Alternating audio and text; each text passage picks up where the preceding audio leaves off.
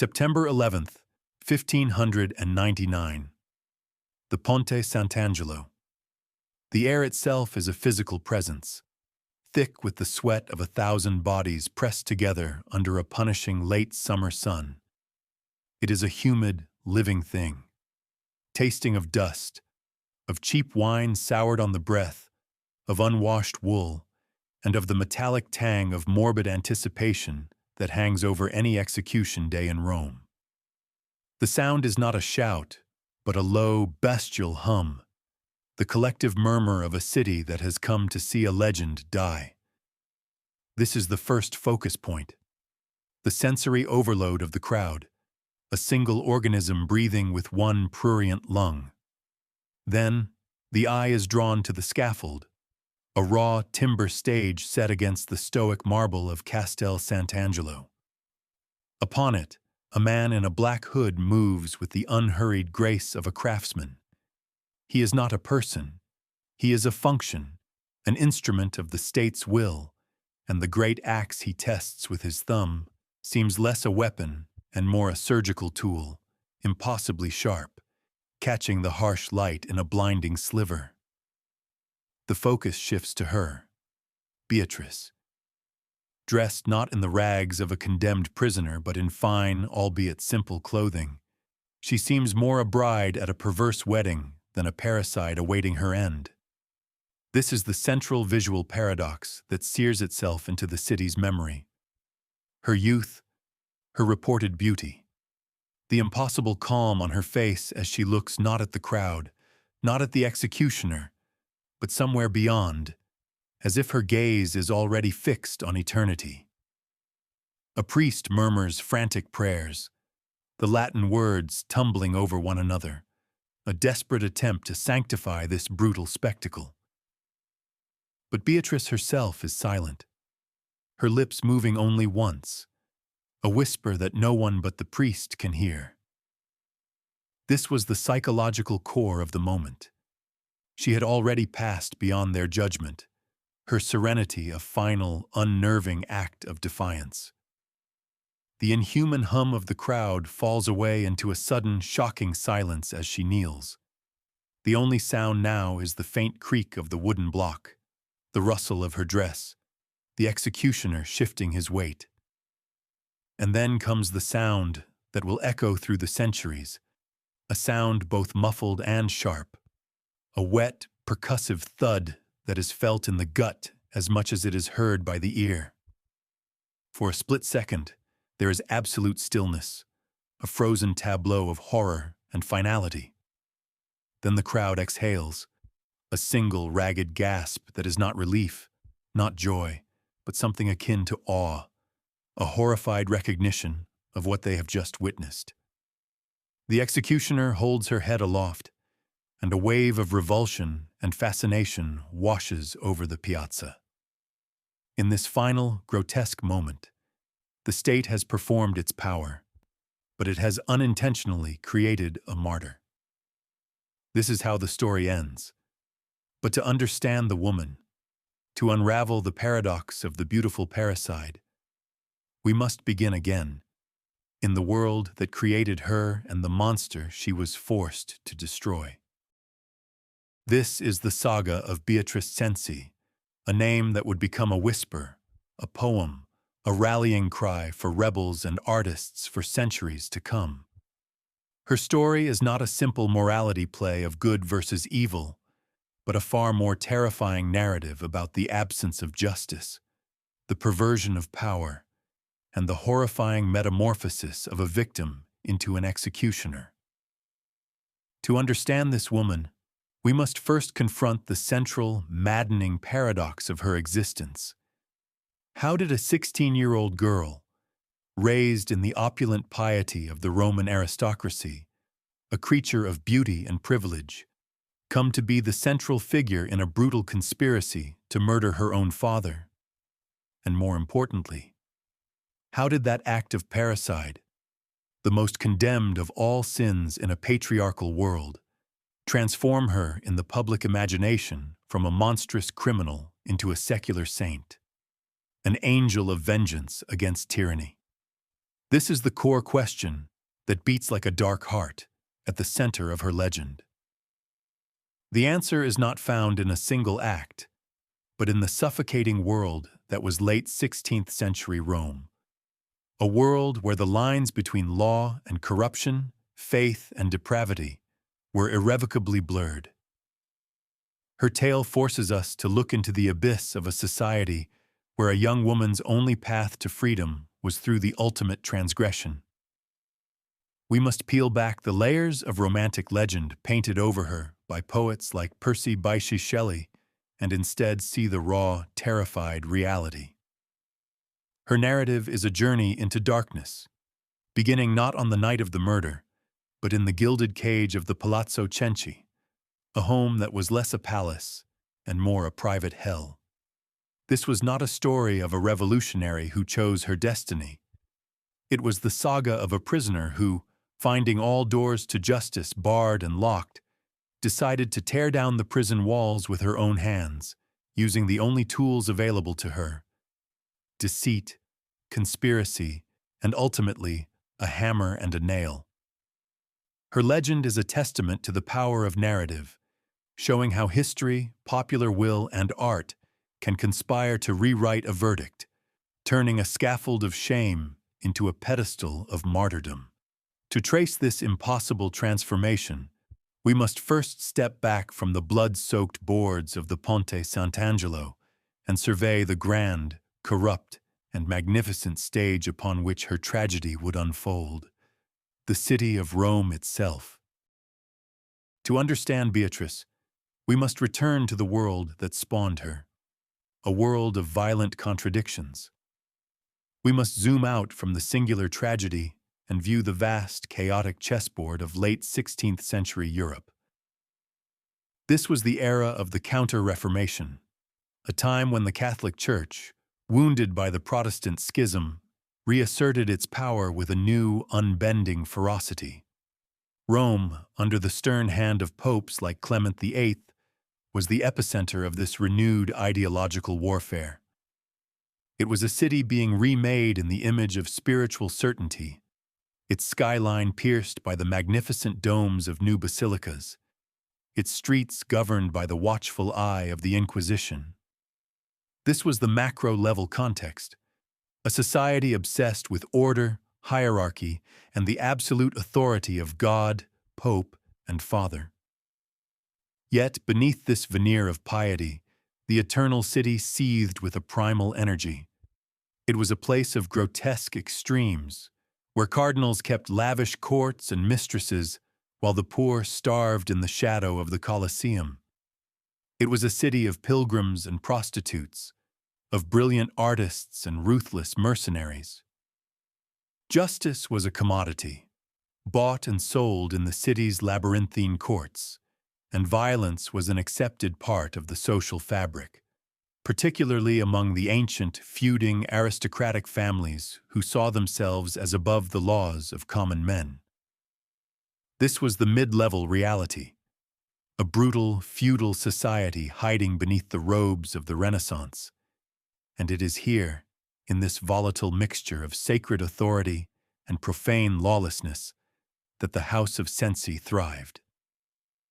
While the great powers of Europe, Spain, France, and the Holy Roman Empire, vied for continental supremacy, and the Ottoman threat still loomed in the east, the true battles for a Roman noble were fought not on distant fields, but in the shadowy corridors of power, in the whispered conspiracies of family chapels, and in the brutal enforcement of will within their own palace walls.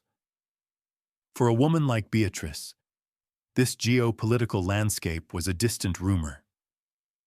Her world was not a map of nations, but a floor plan of her prison. The Pope's authority was not an abstract theological concept. It was the force that could either sign her release or her death warrant. The law was not a set of principles. It was a wall of indifference she would repeatedly throw herself against, only to be broken. Her story is incomprehensible without understanding this fundamental hypocrisy of her age, a society that preached divine order while practicing systematic brutality, A world that demanded absolute obedience from a daughter while offering her absolutely no protection from her father. The name Cenci was ancient, noble, and stained with a darkness that was legendary even in the violent annals of the Roman aristocracy. This was the ancestral curse, the poisoned inheritance Beatrice was born into.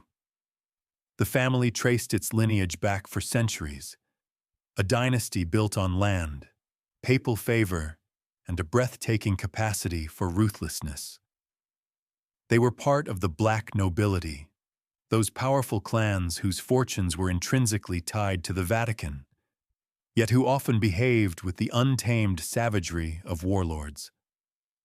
This history is the essential focus point for understanding the man who would become Beatrice's personal demon. Her father, Francesco Cenci, was not an anomaly. He was the culmination of generations of unchecked power and sociopathic arrogance. He was born into a world that taught him that his name and his wealth placed him beyond the reach of conventional morality. He inherited not just castles and fortunes, but a legacy of violence. The Cenci chronicles were filled with stories of murder, of feuds settled with the dagger, of lawsuits and accusations of the most heinous crimes, which were invariably settled with a hefty payment into the papal coffers. This constant exchange of blood for gold taught Francesco a simple, terrible lesson. Everything and everyone had a price. Justice was a transaction. Forgiveness was a line item in an account book. This environment forged his character into something monstrous. He was infamous throughout Rome, a man whose name was whispered with a mixture of fear and disgust. He had been accused multiple times of sodomy, a capital offense, yet always managed to purchase his freedom. He was known for his volcanic temper, his sadistic pleasures, and his open contempt for both divine and mortal law. To understand Beatrice's psychology, one must grasp that she did not grow up in a normal home that turned sour. She was born into a private kingdom ruled by a mad king, a place where the concepts of love, safety, and paternal care were utterly alien. Her world was the Palazzo Cenci, a fortress of fear where her father's whims were absolute law and his rages were the weather that governed every moment of their lives. This was the crucible that forged her contradictory character. On the outside, the pious, obedient daughter of a nobleman. On the inside, a silent observer cataloging every injustice, every scream, every act of cruelty. Her soul hardening from terrified flesh into something more akin to tempered steel. The first step into the great game for Beatrice was not a public debut or a political maneuver, but the dawning, terrifying realization of the true nature of the monster who was her father. This was not a single event, but a slow, suffocating education in the mechanics of absolute tyranny played out within the cold stone walls of the family palace. Francesco Cenci was a man who derived his only true pleasure from the domination and suffering of others, and he treated his own family as his personal property, his laboratory for cruelty. This is the close-up, the intimate horror that forms the bedrock of Beatrice's story. We must imagine the scenes that were the daily texture of her life.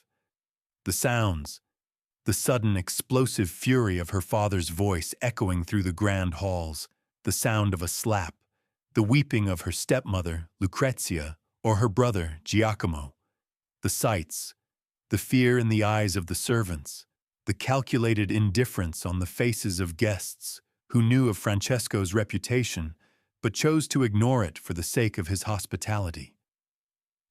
The atmosphere, a permanent bone-deep chill of anxiety, the constant tension of waiting for the next eruption of violence. Francesco's sadism was not just physical, it was psychological, a twisted art form. Chroniclers and court documents report his delight in forcing his family to witness his depravities, in taunting them with their powerlessness. He allegedly celebrated the deaths of his own sons, exulting that he would now have more of their inheritance for himself. He saw his children not as extensions of his lineage, but as rivals and objects. For Beatrice, a beautiful and intelligent young woman, his attention was particularly poisonous. He kept her and her stepmother as virtual prisoners, first in the Roman palace and later in the remote castle of La Petrella, cutting them off from the outside world.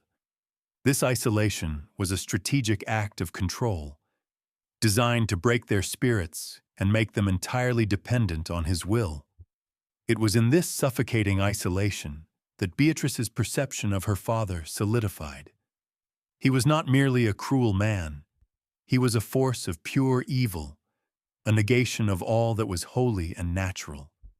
He was the embodiment of the tyrant, a figure whose power was absolute and whose cruelty was boundless. Her first step into the game was therefore an internal one, the shift from the passive endurance of a child to the cold, watchful assessment of a prisoner studying her jailer, learning his weaknesses, and beginning, in the deepest recesses of her heart, to search for a key to her cage. Within this gilded cage, a secret motivation began to fester, an inner demon born not of ambition or greed, but of a desperate, suffocating piety. To understand Beatrice's actions, we must understand the profound religious faith that both sustained and tormented her. In the world of the Counter-Reformation, faith was not a passive comfort. It was an all-encompassing reality, a framework for understanding one's place in the universe. Beatrice was, by all accounts, deeply devout. Her inner world was shaped by the stories of saints and martyrs, by the promise of divine justice, and by the terror of eternal damnation. This faith was her only solace in the hell of the Palazzo Cenci. It was the one part of her being that her father could not touch.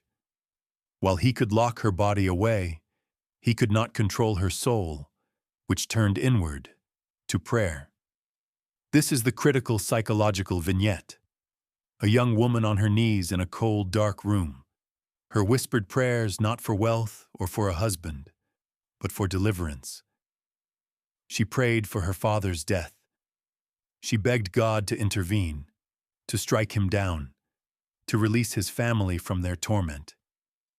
This was her secret, a great game of one, a spiritual struggle waged in the silence of her own mind. But as months turned into years and her prayers went unanswered, a terrible spiritual crisis began to take hold. Her faith started to curdle into a kind of desperate theology. If God would not act, if the divine order was not going to restore justice, then perhaps God intended for human hands to become the instruments of his will. This was a dangerous, radical thought, a deviation from the orthodox teachings of submission and endurance. It was the first inkling of a justification for the unthinkable. Her inner demon was this terrifying paradox, the conviction that to save her own soul and the souls of her family from the corrupting influence of her father, she might have to commit a mortal sin. It was a motivation forged in the crucible where absolute faith met absolute despair. She did not desire to be a rebel or a murderer. Her deepest desire was for a return to a natural, moral order, an order her father had grotesquely inverted. Her actions, when they finally came, would not be born of a cold, political calculation, but from this tormented spiritual logic. The belief that she was not committing a murder, but performing a righteous, if terrible, exorcism. This was the secret engine of her will, the quiet, desperate prayer that would eventually be answered, not by a miracle from heaven, but by the thud of a hammer in a darkened room. A conspiracy is not an idea, it is a bond of shared desperation.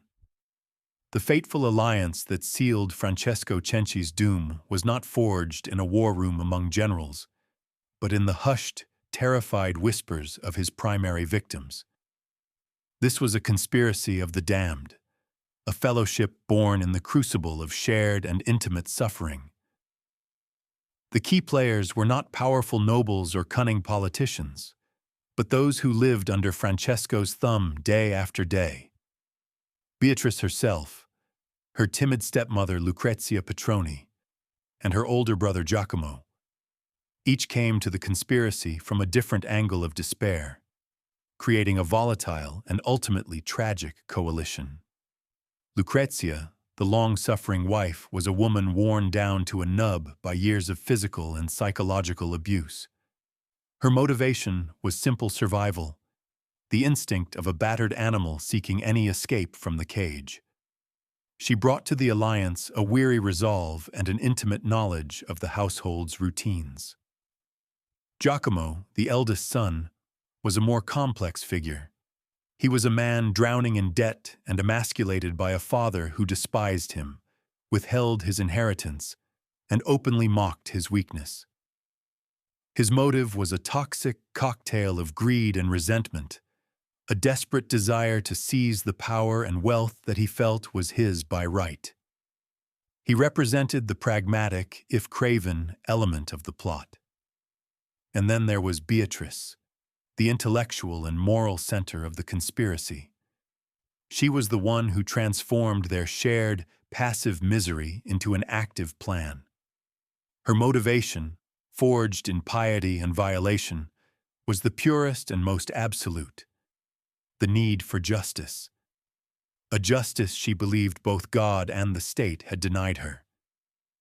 It was she who provided the unbending will, the cold fire that forged their disparate fears into a single, sharp purpose. The final pieces of this fateful encounter were the two vassals hired to carry out the deed itself, Olimpio Calvetti and Marzio da Fioran. They were not just hired assassins. They were men who had their own grievances against Francesco, including, it was rumored, a dispute over Olimpio's lover, whom Francesco had tried to take for himself. This personal animosity made them more than mere tools. It made them partners in vengeance. The alliance was thus complete. A perfect storm of familial despair, aristocratic greed, and commoner resentment, all catalyzed and directed by the will of a teenage girl. This was the encounter that defined Beatrice's path, the moment she crossed the line from enduring her fate to attempting to control it. The quiet whispers in the corridors of La Petrella Castle were the true beginning of the endgame, a desperate pact that would lead them all to a brief, illusory freedom and then, inexorably, to the scaffold. The price of power, for the powerless, is often paid in the currency of unanswered pleas.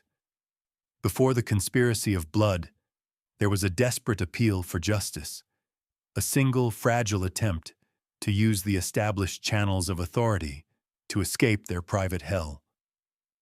This was Beatrice's first true move in the great game, and its failure was the catalyst for everything that followed.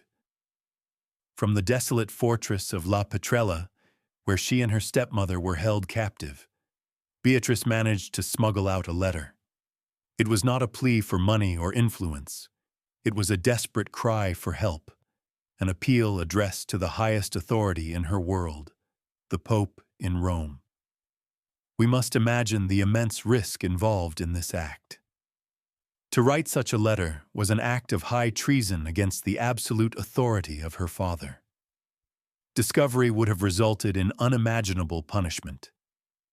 The letter itself, carried by a trusted messenger on the long journey from the remote Abruzzi Mountains to the heart of the Vatican, was a small, flimsy vessel carrying the weight of all her hopes.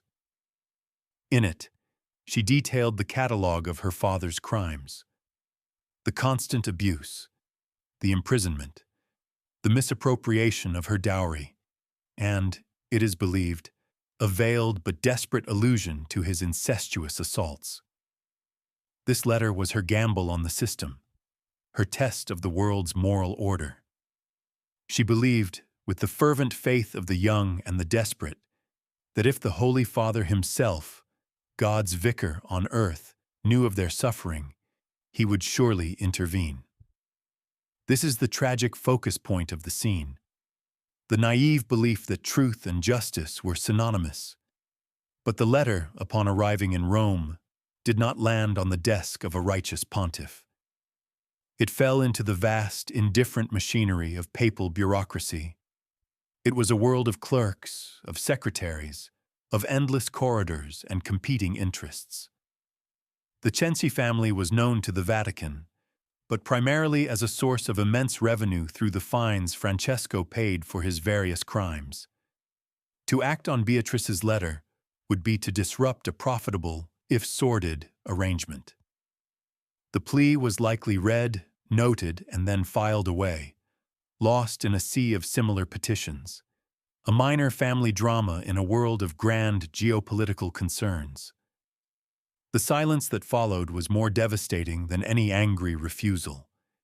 It was the silent, bureaucratic confirmation of her deepest fear, that they were utterly alone, that the authorities knew of their plight and simply did not care. This failure was the turning point. It taught Beatrice a lesson more profound than any her tutors had ever offered, that power does not respond to the pleas of the weak. It only responds to power. Having found the door to justice locked, she began to look for the tools to break it down. The primary antagonist in Beatrice's story was not just one man, but an entire system, an unyielding ideology embodied in the person of Pope Clement VIII. Ippolito Aldobrandini was not a decadent Borgia pope. He was a stern, intelligent, and deeply pious reformer, a man genuinely committed to restoring the moral authority of the Church in the wake of the Protestant challenge. This is the great irony and the core of the tragedy. Beatrice's ultimate adversary was not a corrupt monster like her father, but a righteous man of principle. To understand the Pope's actions, we must view the world from his perspective, from the macro level of papal authority. At the close of the 16th century, the papacy was fighting a war for its very soul. The Counter-Reformation demanded a restoration of order, a reassertion of the rigid, God-given hierarchies that the Protestants had sought to dismantle. The most sacred of these hierarchies was the family, with the father as its absolute, divinely appointed head. The fifth commandment, "Honor thy father and thy mother," was not merely a moral suggestion. It was the bedrock of the entire social and political order. In the Pope's eyes, the Cenci case was therefore not just a lurid family squabble. It was a direct challenge to this fundamental principle. Francesco Cenci, for all his monstrous sins, was still a father. His murder by his own children was an act of rebellion against the natural order of the world, an assault on the very concept of paternal authority that mirrored, on a microcosmic scale, the Protestant rebellion against the authority of the Holy Mother Church. This was the lens through which Clement viewed the trial. He knew of Francesco's reputation. The man's crimes were an open secret in Rome. But allowing his children to get away with his murder would set a catastrophic precedent. It would signal that children could sit in judgment of their parents, that subjects could rise up against their rulers. It would legitimize rebellion. Therefore, the machinery of papal justice, the courts of the Inquisition, was brought to bear on the Cenci family with its full, terrifying force. The goal was not necessarily to discover the nuanced truth of the matter, but to re-establish a principle. The trial was intended as a public lesson, a brutal and theatrical demonstration that no amount of provocation could ever justify parricide. Clement VIII thus became the antagonist not through personal malice, but through unbending ideology. He was the embodiment of an institution that, in its quest to preserve a grand, abstract order, was willing to sacrifice the lives of individuals who had been broken by that order's failures. The psychological breaking point, the moment that transformed Beatrice from a desperate victim into a resolved conspirator, was the commission of the final, unspeakable crime. While historical accounts are veiled, relying on the testimony of her lawyer during the trial, the accusation that hung over the entire proceedings was that of incest. According to the defense, Francesco Cenci, having imprisoned his daughter far from the eyes of the world in the remote castle of La Petrella, finally acted on his monstrous desires and repeatedly, violently assaulted her. We must descend into the sensory horror of this moment, for it is the key that unlocks the entire tragedy. This was not just a crime of lust, it was the ultimate act of tyrannical power, the complete and total annihilation of Beatrice's identity as a daughter and as a human being. It was a perversion of the most sacred of bonds, a descent into a moral abyss from which there could be no return. Imagine the scene not as a historical fact, but as a psychological reality for Beatrice. The isolation of the castle, the stone walls that muffled any screams, the absolute powerlessness. This act was the final, catastrophic failure of the world's moral order. If her father, her protector, could become her violator, then all order was a lie. If God allowed this to happen, then God had abandoned her.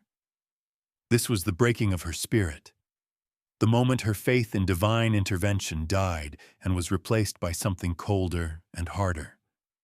The psychological shift would have been seismic.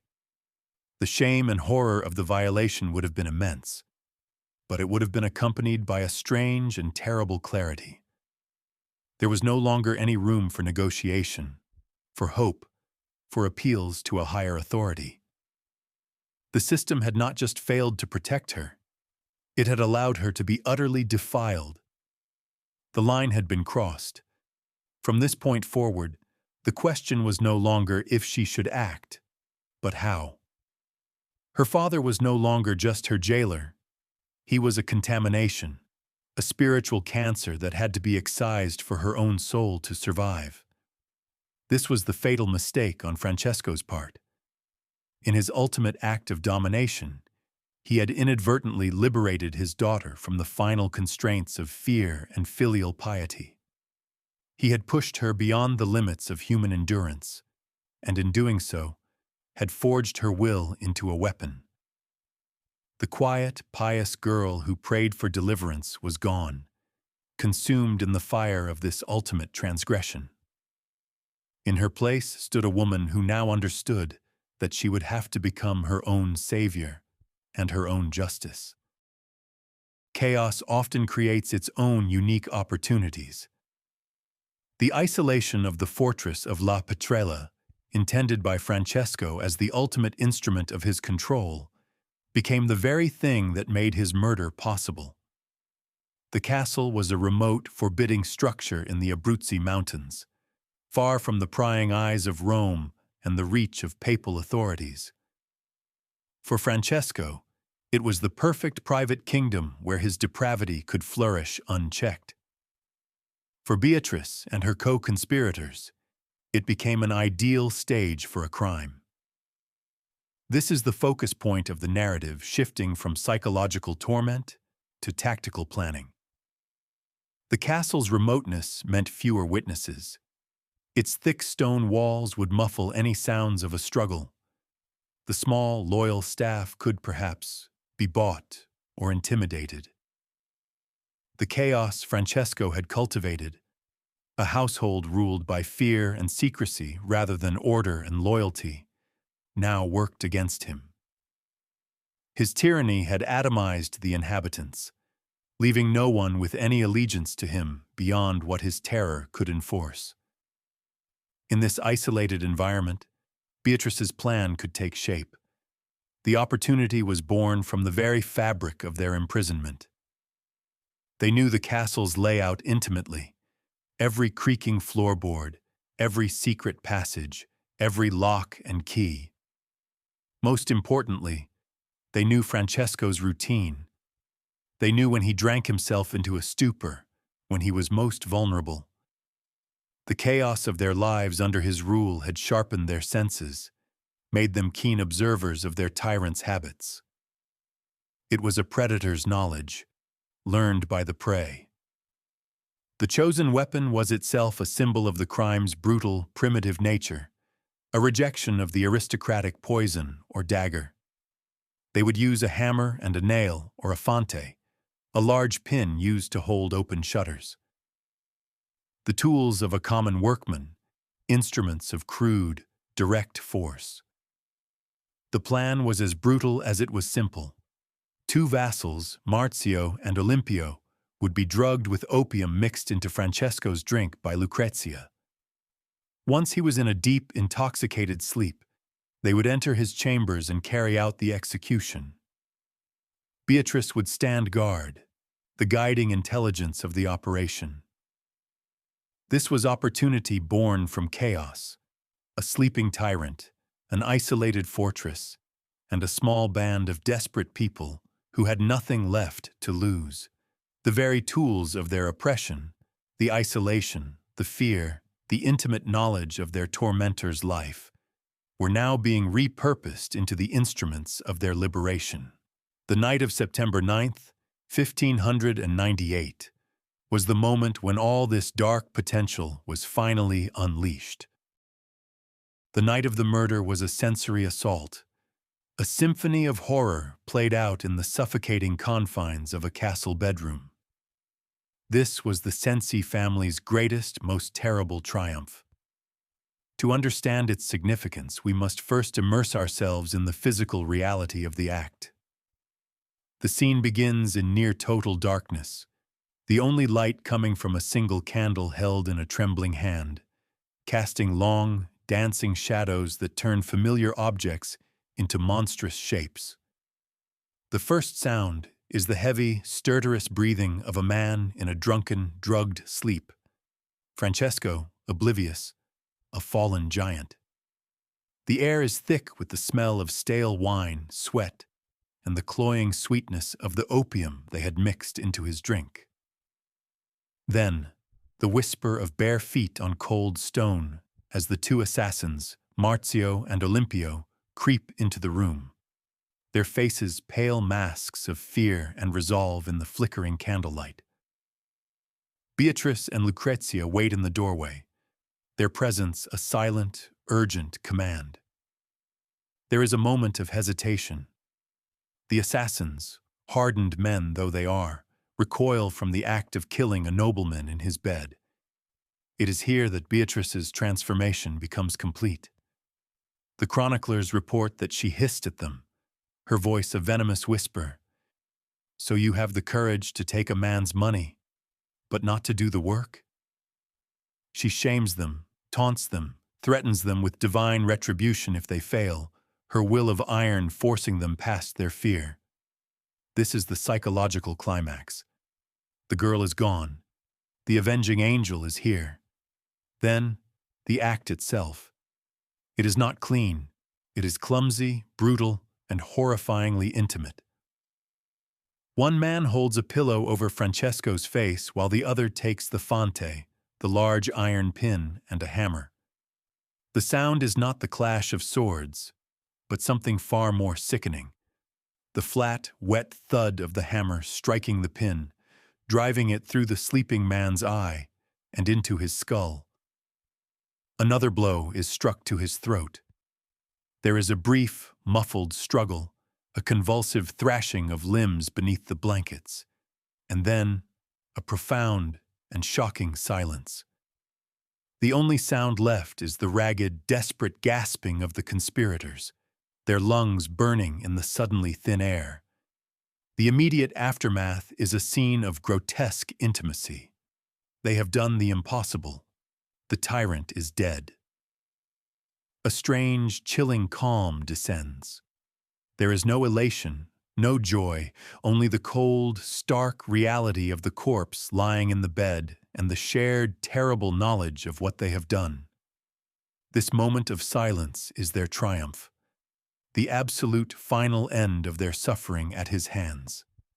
It is a liberation achieved at the cost of their own souls.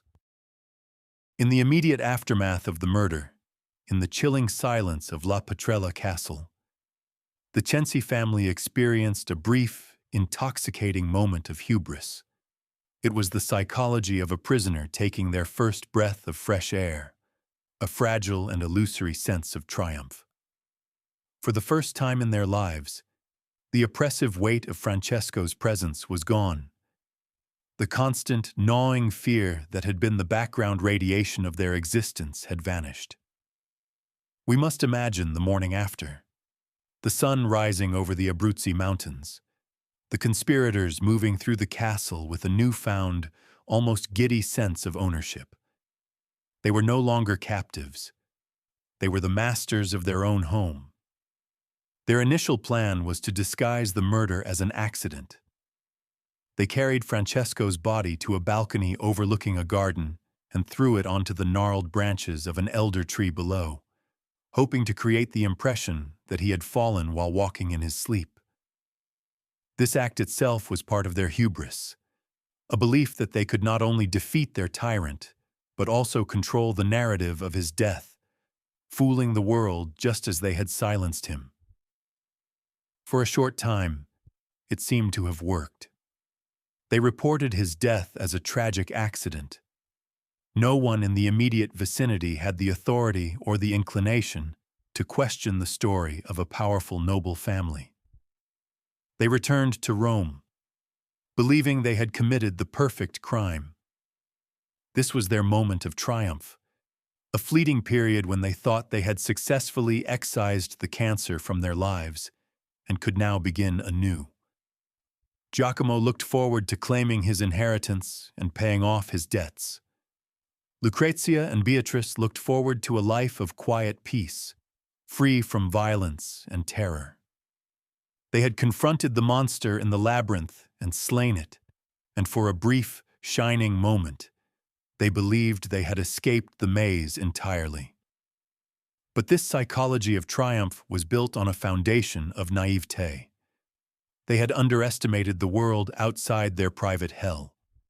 They understood the mechanics of domestic tyranny, but they were amateurs in the great game of Roman politics and justice.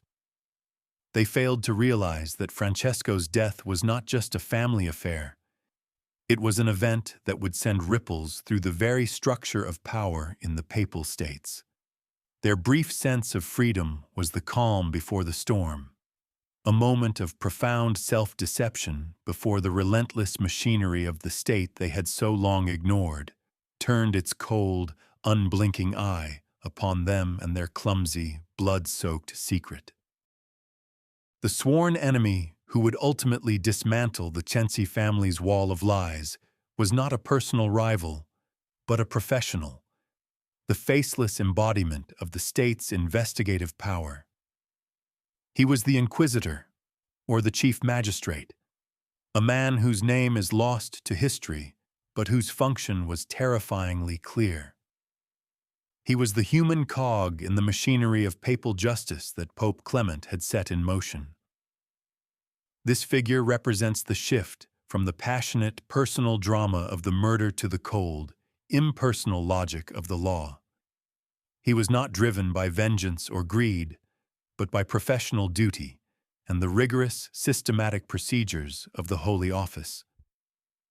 To understand his role, we must enter the world of the Roman interrogation chamber.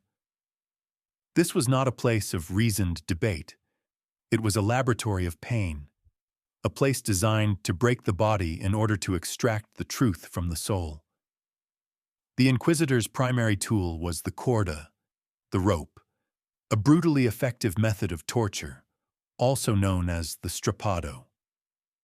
The prisoners' hands were tied behind their back, and the rope was thrown over a pulley. They were then hoisted into the air, dislocating their shoulders and causing excruciating pain.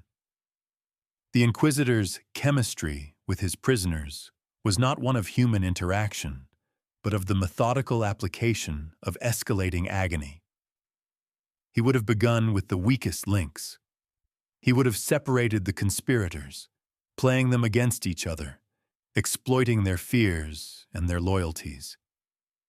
His approach would have been one of patient, relentless pressure. He would question them for hours, comparing their stories, searching for the smallest inconsistency in their carefully constructed narrative of an accidental death. The accidental fall from the balcony was immediately suspicious to a trained investigator. Rumors from La Petrella, perhaps from a servant who had been bribed or who had seen something amiss, would have reached Rome, giving the Inquisitor the leverage he needed. He was the sworn enemy of their secret, a man whose entire purpose was to expose falsehoods. Against his systematic professional skepticism, the family's amateurish lies began to crumble. He represented the implacable logic of the state, that a nobleman does not simply fall from a balcony, that secrets always leave a trace, and that every human body has a breaking point. The Cenci family had vanquished their personal demon, Francesco, but in doing so they had summoned a far more powerful and impersonal one, the full, dispassionate, and terrifyingly patient power of the law. The trial of the Cenci family quickly transcended the boundaries of a simple murder case and became a piece of grand public theater, a spectacle that captured the imagination and divided the city of Rome. This was the mid-level context, the zoom out from the torture chamber to the streets and salons of the Eternal City. As the investigation progressed and the family was arrested, the lurid details of the case began to leak out, spreading through Rome like a fever. The city became a massive sounding board for the drama. In the taverns and marketplaces, the common people whispered their own versions of the story. They had known of Francesco Cenci's monstrous reputation for years. To them, his death was not a crime, but a long overdue execution, a quasi-divine judgment delivered by the hands of his own abused children.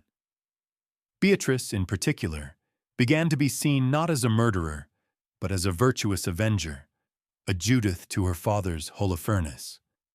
A groundswell of popular support began to build for the family, transforming them into folk heroes. In the palaces of the aristocracy and the corridors of the Vatican, however, the perspective was entirely different. The city's elite were horrified by the crime.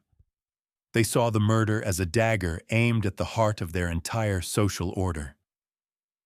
If the Cenci children could kill their father with impunity, what was to stop other disgruntled heirs, other abused wives, from doing the same? It was an existential threat to the principle of patriarchal authority upon which their world was built. The trial, therefore, became a battleground for these two opposing viewpoints.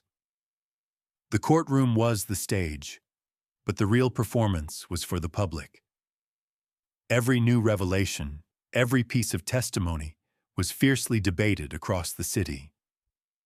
The Cenci case forced Rome to confront the dark hypocrisy at its core, the conflict between the law's demand for absolute filial obedience and the moral imperative to resist monstrous tyranny.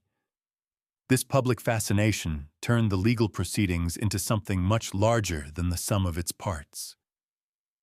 It was no longer about the guilt or innocence of four people. It was about the very nature of justice, power, and family. The fate of Beatrice and her relatives was now inextricably linked to this larger public debate, a volatile element that the court and the Pope himself would have to manage with extreme care. Under the unblinking eye of the rack, the delicate web of the Cenci conspiracy began to tear apart, revealing the complex tapestry of complicity, fear, and betrayal that bound the family together. The Inquisitors, masters of psychological as well as physical torment, expertly exploited the different motivations and weaknesses of each conspirator. This is the close-up on the onions and vegetables, the secondary characters whose actions were pivotal. Marzio da Fioran, one of the hired assassins, was the first to break. A commoner with no powerful family to protect him, he was the most vulnerable. Under the agony of the corda, he confessed everything, implicating the entire family and providing the prosecution with the detailed narrative they needed. His confession was a testament to the brutal effectiveness of the state's methods. Pain was the key, and it could unlock any secret. Giacomo, Beatrice's brother, revealed his own tragic weakness. Driven by a desperate fear of pain and a craven desire to save his own skin, he too confessed, attempting to shift the majority of the blame onto his sister. His betrayal was not just a legal capitulation, but a profound moral failure, the final act in a life defined by his father's emasculating tyranny. He had conspired to kill his father to gain his freedom and fortune, and now he was willing to sacrifice his sister to preserve his own life. Lucrezia, the stepmother, held out longer, her endurance born of years of silent suffering. But eventually, confronted with Marzio's confession and the threat of escalating torture, she too succumbed. Her confession was likely a confused, terrified account, that of a woman who had been a passive participant, swept along by the stronger will of her stepdaughter. And then there was Beatrice. She was the last to hold out, her resilience under torture becoming a central part of her legend.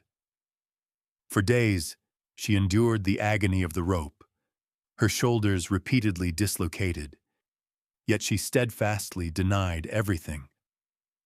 Her defiance in the face of such pain was extraordinary. It was not just physical toughness, but a manifestation of her iron will, her belief in the righteousness of her cause. She saw her silence not as a lie, but as a continued act of war against an unjust world. It was only when she was forced to watch her brother Giacomo being tortured, when her familial love was weaponized against her, that her resolve finally broke. In that moment, she understood the game was over. Her confession was not a surrender to her own pain, but an act of mercy for her family. The web had finally unraveled, thread by thread, not just by the state's power, but by the very human frailties of those caught within it. The confession was not the end of the legal battle, but the beginning of a new, desperate strategy. With the facts of the murder now established, the defense, led by the most famous lawyer in Rome, Prospero Farinacci, made a fateful and audacious decision. This was the final, critical act of the trial, the gamble that would transform the proceedings from a criminal case into a public scandal. Farinacci understood that he could no longer argue the facts. The confessions, extracted under torture, were legally binding. His only remaining path was to argue justification. He decided to put the victim, Francesco Cenci, on trial. This was a radical and dangerous move. In open court, Farinacci began to systematically unveil the secret history of Francesco Cenci's monstrous life. He called witnesses and presented evidence of his client's father's sadistic cruelty, his financial abuses, his history of violent crimes, and, most explosively, the repeated sexual assault and incest committed against Beatrice. The courtroom, and by extension the entire city of Rome, was electrified. The veiled whispers and dark rumors about Francesco were now being aired as sworn testimony in the most public of forums.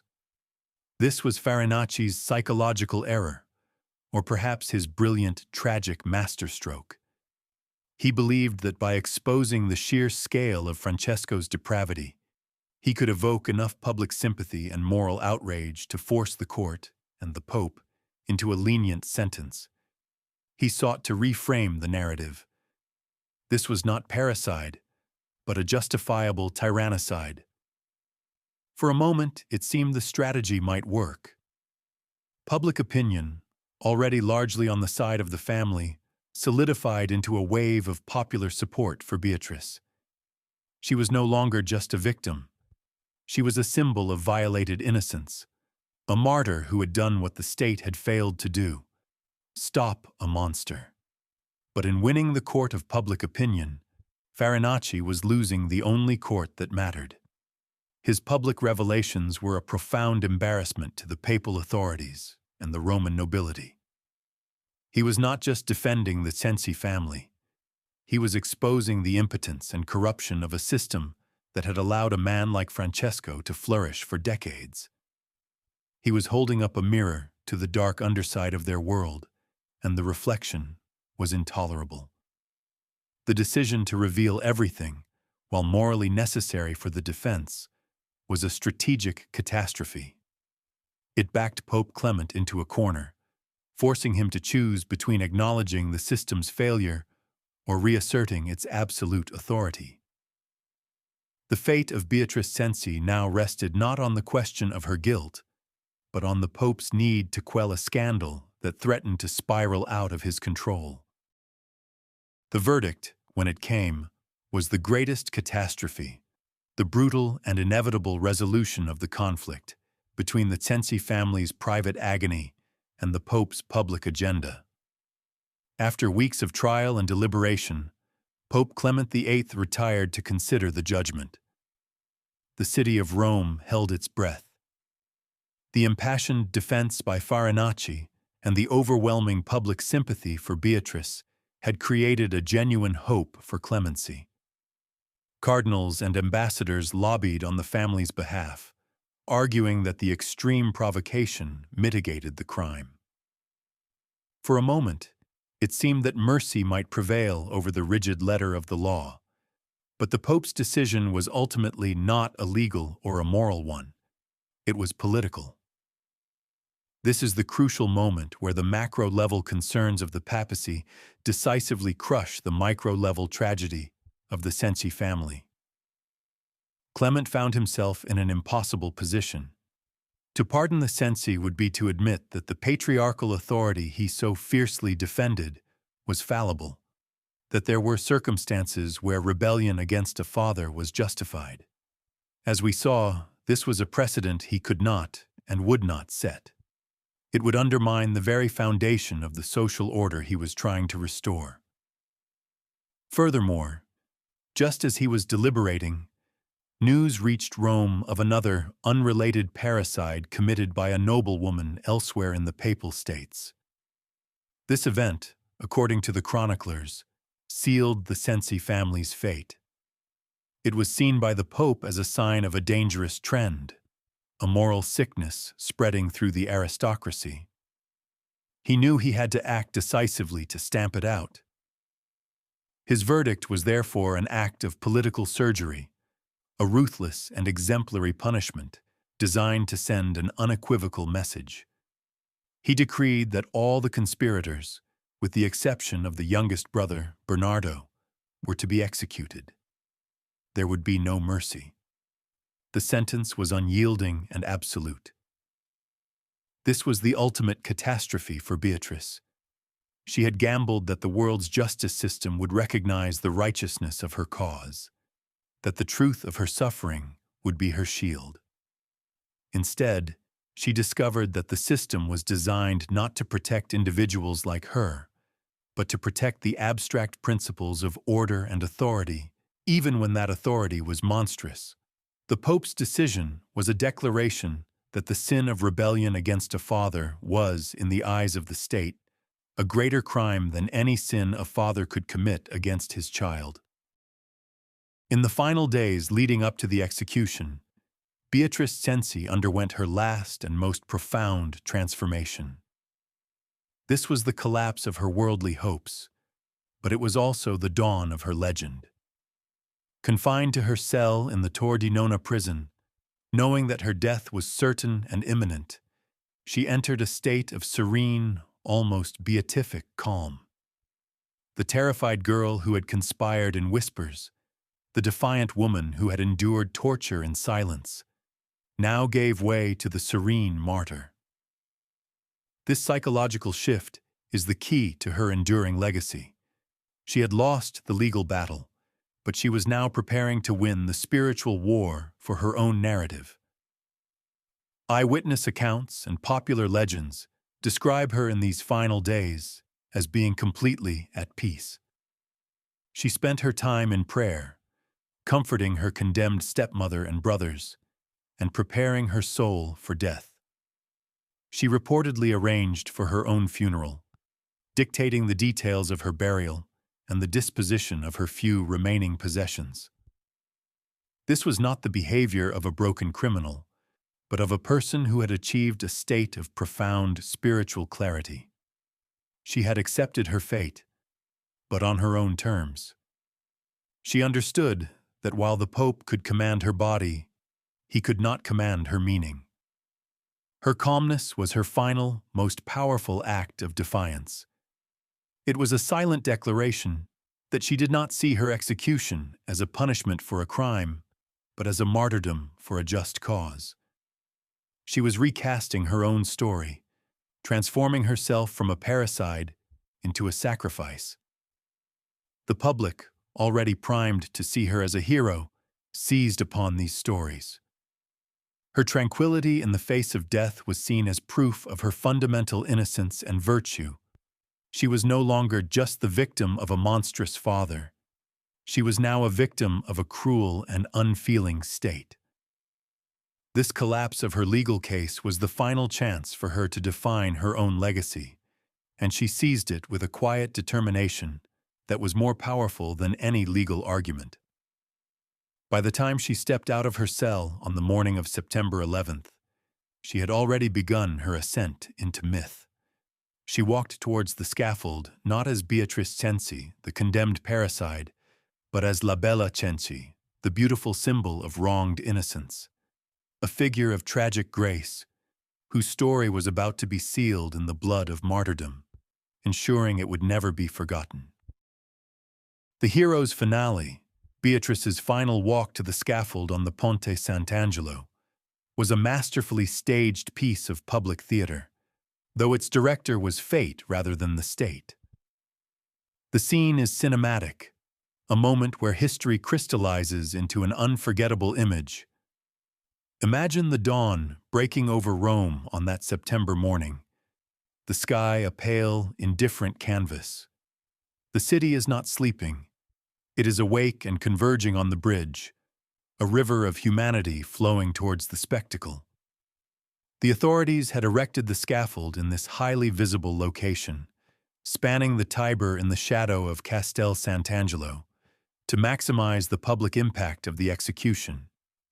They intended it as a lesson in terror and obedience.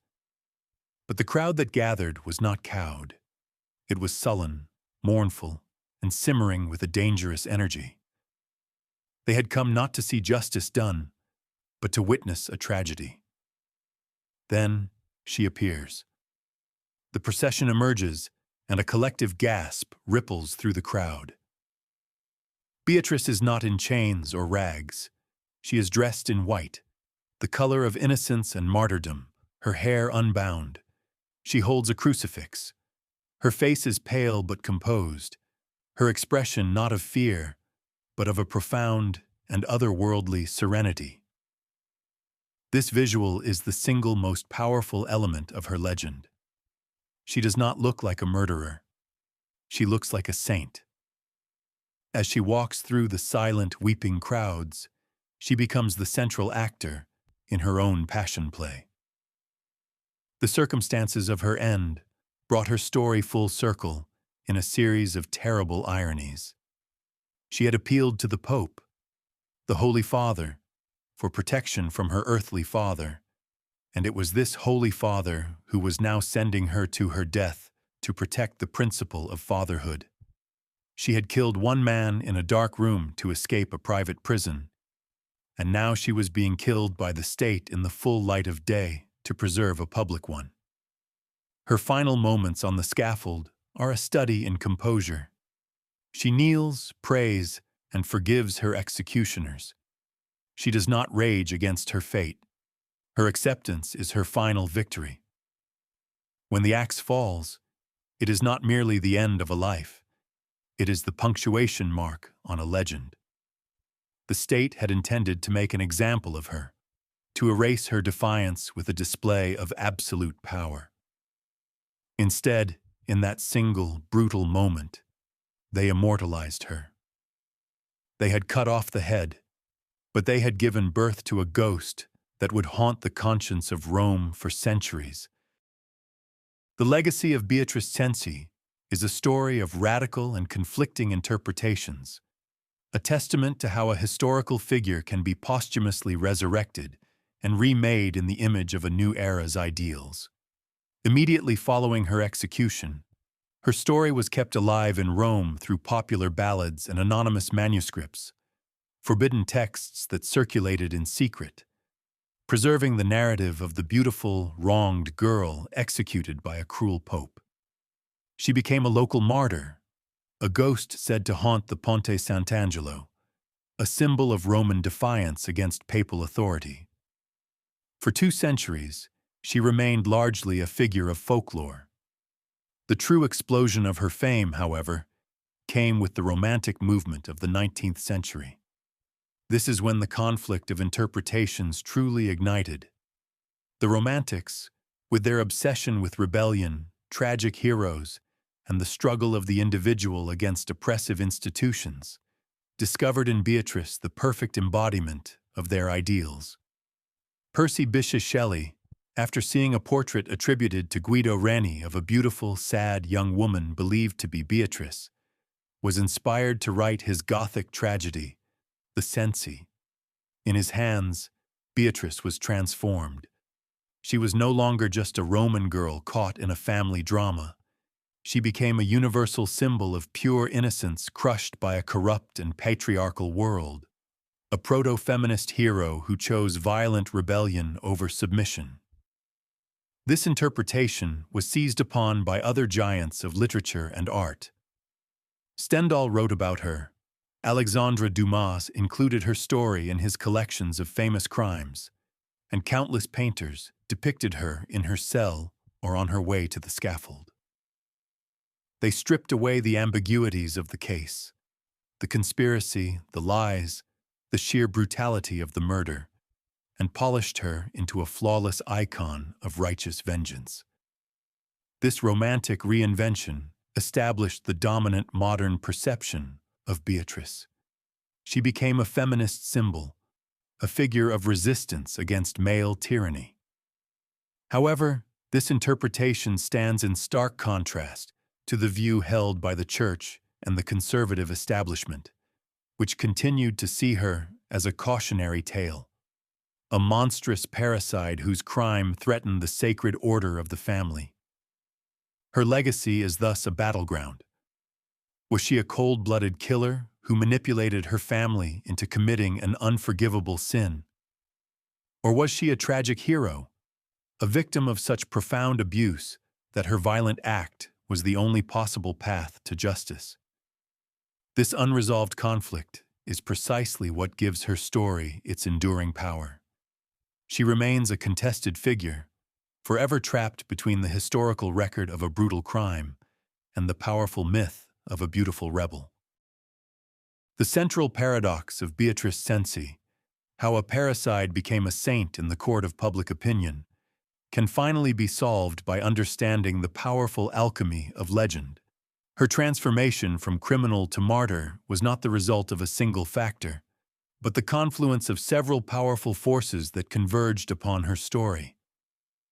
The first and most crucial ingredient was the undeniable and monstrous evil of her father. Francesco Cenci was not a flawed or merely strict parent. He was a figure of almost mythical depravity.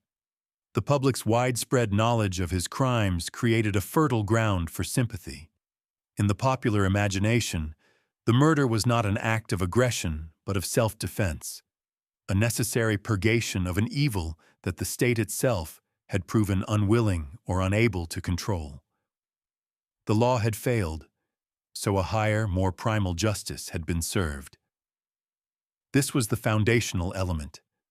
Her crime was seen as the effect, not the cause, of the tragedy. The second element was the spectacle of the trial and execution itself. The public defense by Prospero Farinacci, which laid bare the family's suffering, transformed a legal proceeding into a moral referendum on the nature of power. The state, by prosecuting the children so relentlessly while having tolerated the father for so long, appeared not as a dispenser of justice, but as a hypocritical enforcer of a brutal and unjust order. Beatrice's own conduct, her youth, her beauty, her extraordinary courage under torture, and her serene acceptance of death provided the perfect raw material for martyrdom.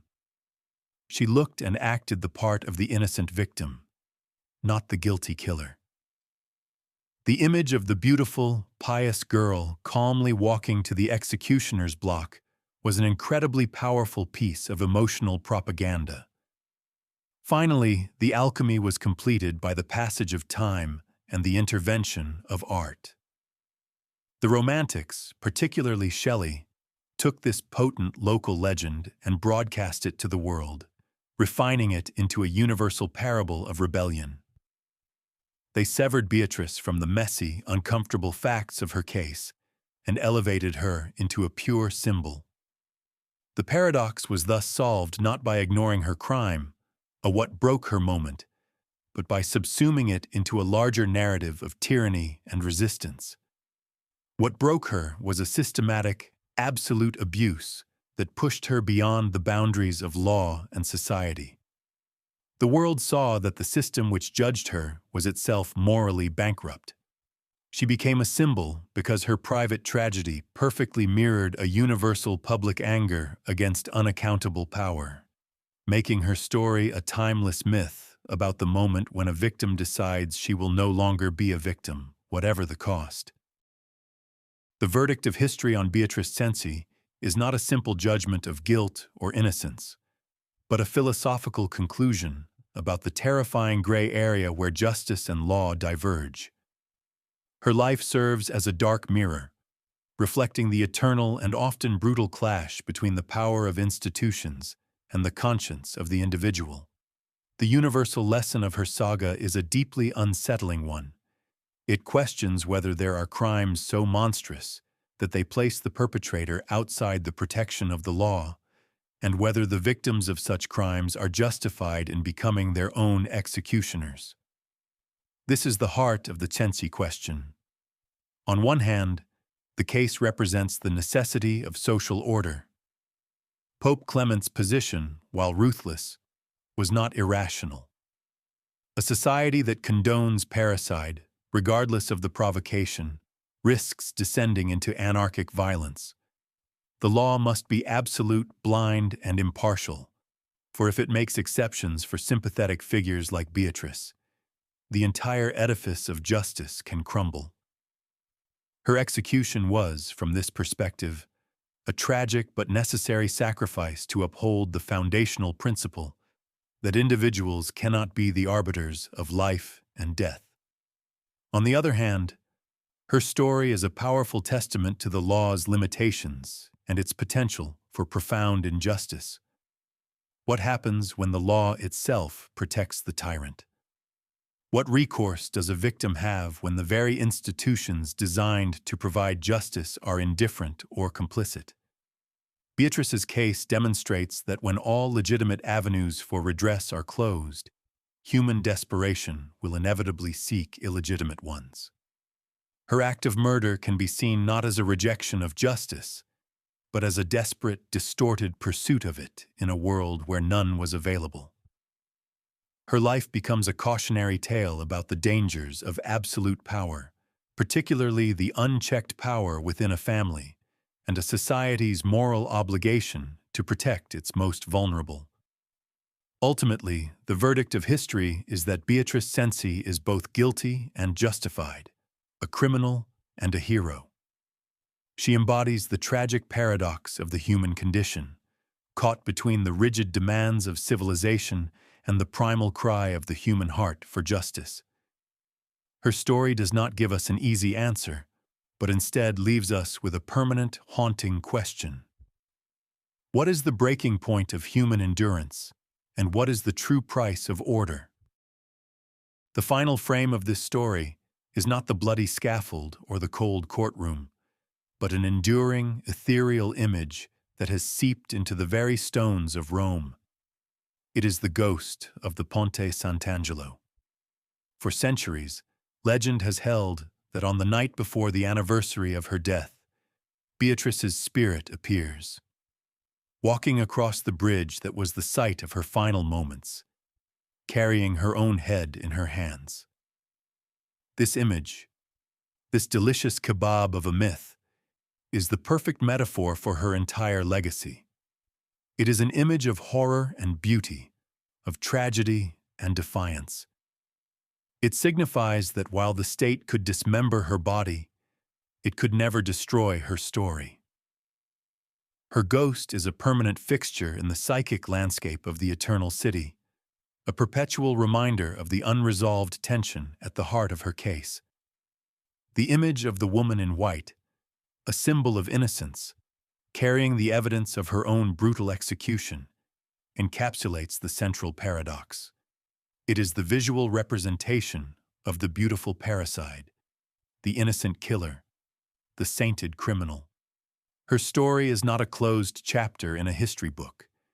It is a living presence, a question that Rome continues to ask itself. Her flame, lit in a moment of desperate violence, was not extinguished by the executioner's axe.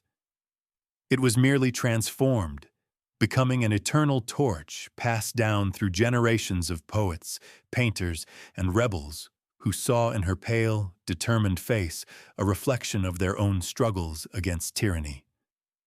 The shadow of this young woman, who lived and died over 4 centuries ago, still stretches long over the Tiber. She remains a haunting and powerful symbol of the idea that even in the face of absolute power, a single act of defiance, no matter how brutal or doomed, can echo for an eternity, forever challenging our definitions of justice, guilt, and heroism.